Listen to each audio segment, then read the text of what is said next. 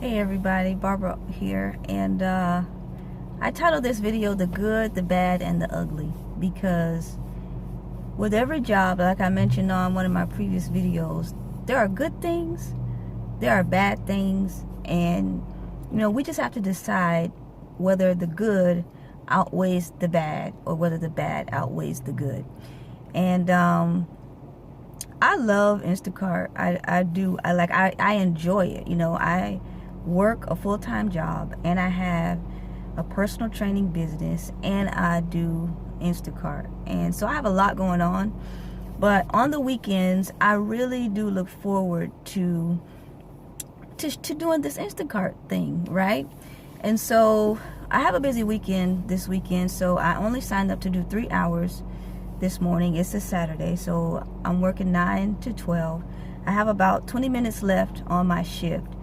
But this shift has been so interesting. So I'm going to give you guys the bad first because I want to leave you with the good, all right? Because I want that to be the last thing on your mind. But so I had a 3-hour shift scheduled, which easy enough. I did a 3-hour shift.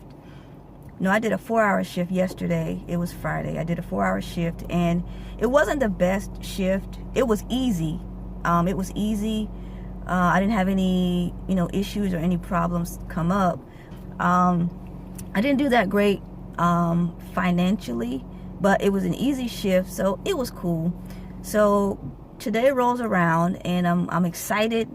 I'm happy. I'm ready to get out here and get the shopping done. And so my shift started off really good because it sent me to the Publix that is near my house, like within a mile and a half. So that's always great because you get a quick start. You don't have to drive far. It's a store that I'm familiar with and all that good stuff. I had 2 orders from that store. One of them was about 24 items, and the other one was only 4 items. So I had a regular size order and a small order. So I do the shopping. The shopping is fast, it's quick. I get the shopping done quickly. I get through the checkout. I deliver the first order. It was like literally across the street, all right? And then when I swipe to deliver the second order, I realized that it is on the other side of town and it's a 30-minute drive, okay? This is the 4-item order. So I'm driving 30 minutes to drop off 4 items, all right? That wasn't the best logistically, but I'm still trying to figure out how Instacart's logistics work. I'm not sure. There doesn't seem to be a pattern to how they do things. But anyway, I got the groceries now, so I got to drive 30 minutes. I know they pay you extra when you have to go over 14 miles. I didn't check the mileage to see how far it was, but I just know it was 30 minutes. So I look at the note, and the note says, call when you get close or when you arrive. So, cool. So I drive the 30 minutes. It's a very beautiful view because it's a beautiful day. They lived on the beach in a place called Treasure Island here in St. Pete. So I got some beautiful scenery, and I pull up to the place. It looked like a condo or something like that. And I call, and I get no answer. So I immediately start to look under help to find out what's the procedure if the person is not available. Now, I've been doing Instacart since mid-January, so about 2.5 months, and I've never had a customer not be there. So I was just kind of looking at the app to see, okay, what happens? What do I do if I can't find the customer? So I'm reading through it and I'm looking at the instructions. And so I give her a call again, no answer. So they say on the app that you should wait 10 minutes, and after that, contact customer happiness. So I'm waiting 10 minutes, and I sent her a text message, and no response. So I'm like, all right, I can't be sitting here waiting for this long amount of time. I got other things to do. So I read the instructions, and on the instructions it said click the button that says that the customer is not available. Well, like I said, I've been doing Instacart for 2.5 months, and I've never seen a button that says the customer is not available. Maybe I overlooked it because, you know, sometimes when you get used to seeing something, you only see what you always see or what you're looking for. And so I never looked for that, so I never saw that. So I ended up swiping that I completed the delivery, which there was no other way. I didn't do it on purpose. It was an accident, but there was no other way to get out of that screen. And so once you swipe complete order, there's no way to get in touch with customer happiness. There's no number.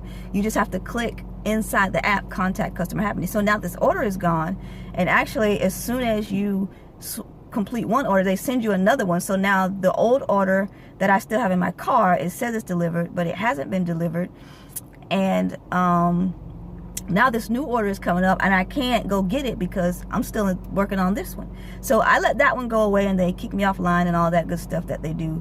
But once you get back on, you're good. So I wasn't too worried about that. But I had to figure out, how do I contact customer happiness? So I sent a text message. I thought I was texting the customer, but I was texting customer happiness. And so they sent a message back saying, we don't have an order with this number. And I'm like, of course you don't, because I didn't place an order. But anyway, through that, they sent a link to customer happiness. So I was able to finally contact customer happiness. In the meantime, I still have the items in my car. So I finally get in touch with customer happiness. And I explained to her that I couldn't get in touch with the customer. And so she's like, well, did you leave the order, or what did you do with the order? And I told her that I still had it. She reads the customer's note, and it says, call before you arrive or once you arrive. And she's like, well, she wants you to call before you arrive. And I'm like, the same note that you're looking at is the same note that's on my phone. So obviously I called when I arrived. So I wouldn't be calling you if I did not. Anyway, so she's like, well, hold on, I'm going to put you in touch with the customer. So she puts me on hold for several minutes. And I'm just waiting for several minutes. And she comes back and she says, I can't get in touch with the customer. And I'm like, yeah, I know. So she told me that I have the option to take it back and leave it, or return it to another Publix. So I think I've driven enough for this order for 4 items. So I told her, because I was already at Publix, so I told her that I will just return it to the store. And so anyway, I ended up returning it to the store without any problems or any issues. Now, I don't know what's going to happen in terms of my compensation for that order. I don't know if they pay you for orders that you return or never get delivered or what. I did drive 30 minutes and wasn't able to deliver it. So anyway, that was about the most drama that I've ever had on an Instacart shift. And to make matters worse, once I got back online, I never got any more orders. So that means that in this 3-hour shift, I shopped for 2 orders and I delivered 1 order. And I think I looked at my app and I had made $28, plus the lady gave me a $5 tip, so $33. And I worked 3 hours.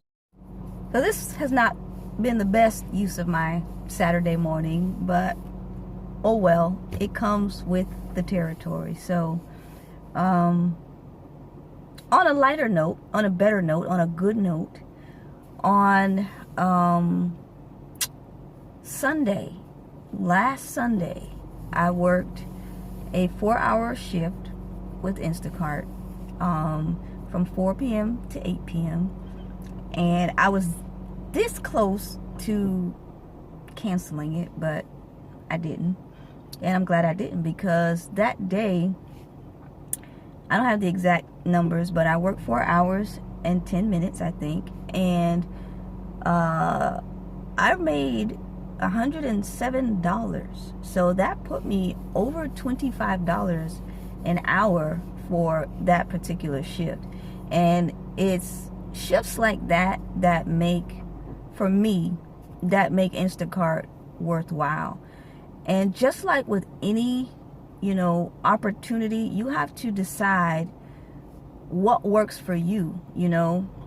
I did Uber for a while, and I still want to stay active on the platform, so I'm gonna have to drive soon at some point if I want to stay active. But Uber just didn't keep me wanting to do this every weekend. Like, Uber didn't make me want to wake up on my weekend and go drive people around. But I can say that Instacart is really enjoyable for me. If it wasn't enjoyable, then I wouldn't do it. And if it wasn't worth my time, I wouldn't do it. And so for me, Instacart works. And even though you have some challenges, even though issues arise and sometimes you might have a rough shift, it's still worth it to me. And it's not the end of the world. Like, there's no one's gonna die if I don't deliver the groceries. It's like, it's really, whatever, you know what I mean? It's fun, it's enjoyable, you get to be out,